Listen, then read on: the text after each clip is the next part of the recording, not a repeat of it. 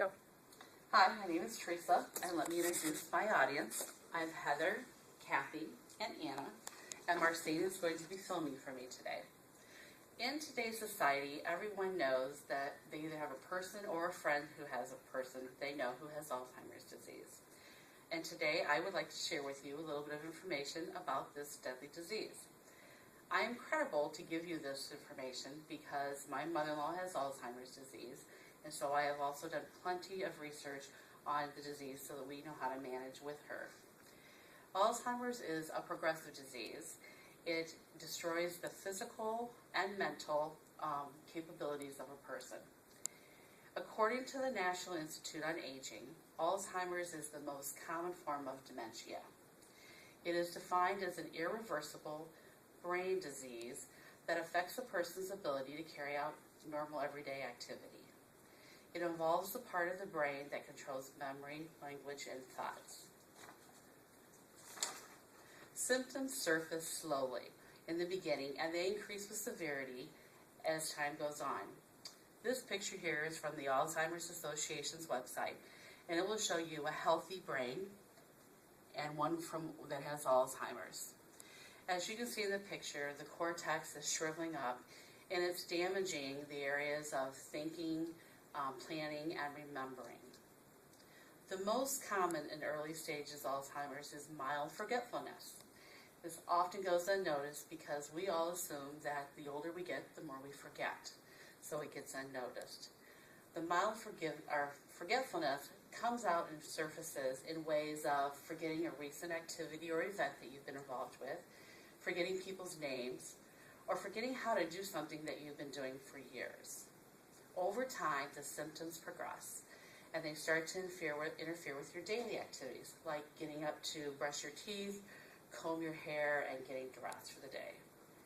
As the symptoms worsen, the person has trouble with balance and bodily functions. They have trouble with reading and writing and understanding. So they don't know what's going on around them. That frustrates them and makes them very fearful. Because they are afraid of things, because they don't understand, they start to have a behavior and personality change.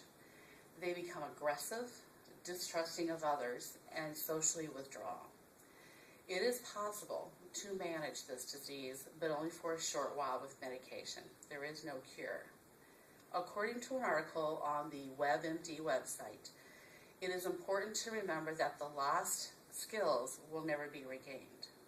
However, you can help the person by adapting their home environment, by providing them cues of the behavior that you would like desired. For instance, labeling a cabinet or a drawer so that they'll know what content should be in there, and therefore when they're through with that item, they will get it back more likely in the correct place. Implement a daily routine.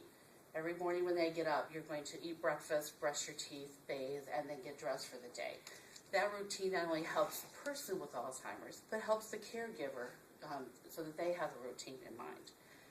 The caregiver of someone with Alzheimer's is almost always a family member in the beginning. But as the symptoms get worse, you almost always need to bring in a health provider either in-home or remove the person into a health institution. My personal experience confirms what the research has stated.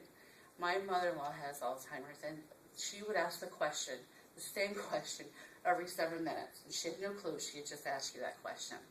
We did use a patch for medicine to help with her memory, and that did help, but only for a short time. Now, 1 year later, and what we see are personality changes. She has become socially withdrawn, and it's very difficult to get her out of the house. And she easily gets angry at people over just about anything. So we have seen this pattern happen as well. Within about a year, we will expect that we will probably have to bring in home providers to the house or move her into a health institute to take care of her. Alzheimer's is not an easy diagnosis. Studies and research have been done, but there is no cure and there's no known cause. So experts are estimating that there's about 5.1 million people living with Alzheimer's right now.